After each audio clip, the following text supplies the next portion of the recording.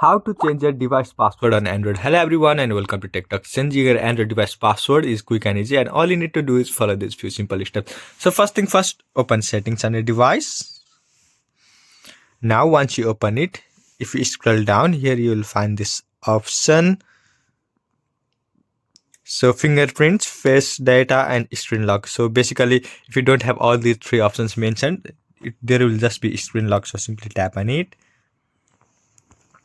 And then here you will find all the security functions that are enabled on a device. So to change them, simply tap on any of these which you want to change. So here let me tap on screen lock and then enter a current password. So here let me enter it. And then once you unlock it, here you will find different options which you can use to lock your device. So here if you want to change, for now I have got pattern enabled. If I want to change it to pin, simply tap on it and then it will give you a reminder that you need to remember your password. So simply tap and got it and then enter the pin that you want to set. So here let me go for 1234. So enter your new password and then tap and continue. Again retype your password, so you will need to confirm that you remember what you just typed. So let me type that again and then tap on OK.